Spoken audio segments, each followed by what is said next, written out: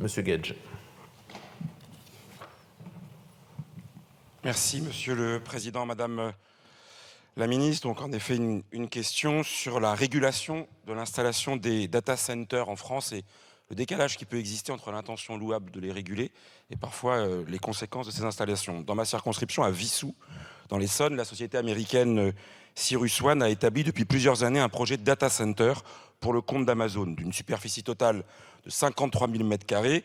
Il pourrait disposer à l'issue du projet d'une puissance d'un peu moins de 100 MW, soit une consommation électrique correspondant environ à 8 fois celle d'une commune de la taille de Vissou. Le problème, c'est que le découpage du projet en plusieurs phases de déclaration a permis l'installation du data center au mépris de l'esprit et peut-être même de la lettre du Code de l'environnement et du PLU en vigueur. Pourquoi ? Parce que l'opérateur, en fait, sur chacune des 3 phases présentées, elle se situe en dessous d'une puissance de 50 MW.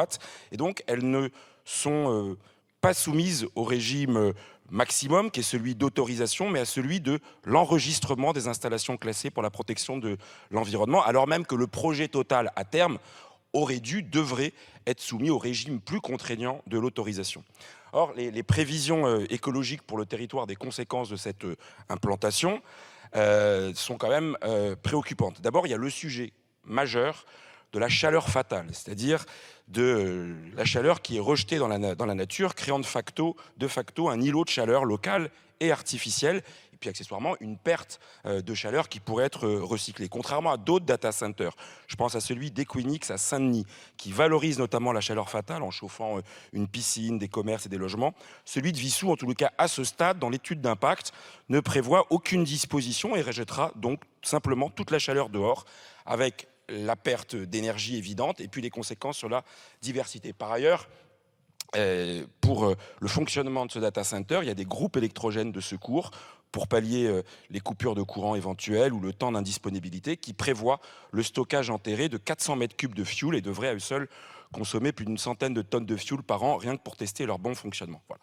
Alors, il y a un mouvement local d'opposition, d'associations, d'élus qui s'est structuré à Vissou et qui m'interroge, et au-delà du cas particulier, qui interroge la législation. Pourquoi ? Parce que l'article 28 de la loi du 15 novembre 2021, visant à réduire l'empreinte environnementale du numérique en France, a théoriquement introduit une obligation de valorisation de la chaleur fatale. Je ne vous lis pas l'article, mais le centre de stockage de données numériques valorise la chaleur fatale ou respecte un indicateur chiffré déterminé par décret sur un horizon pluriannuel en matière d'efficacité dans l'utilisation de la puissance. Le problème, c'est que ce décret, à ce jour, n'a pas été publié.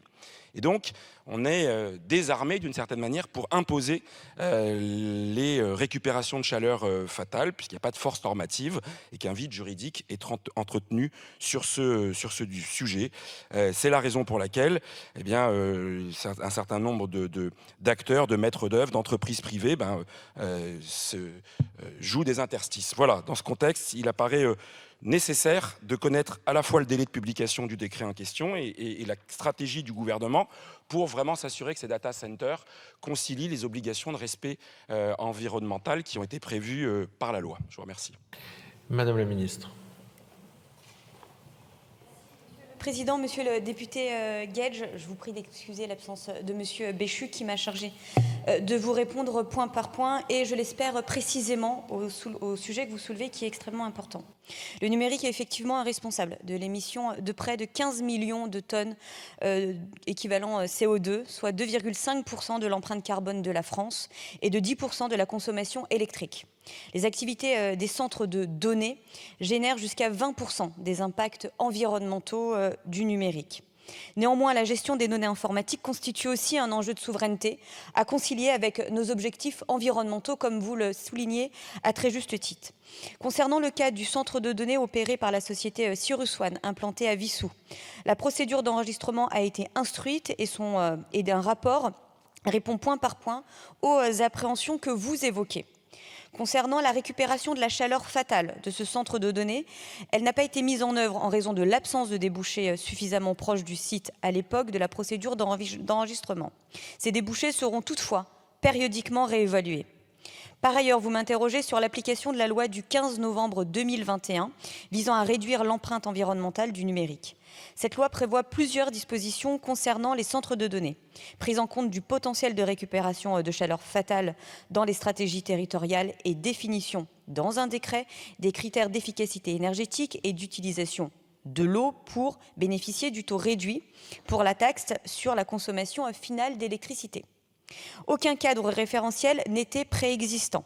Un travail technique de collecte d'informations et de concertation était donc nécessaire pour aboutir à un texte techniquement applicable. Ce décret que vous avez mentionné est en cours de finalisation et fera l'objet de consultations dans les mois à venir. L'objectif étant de le publier d'ici l'été. Je vous remercie.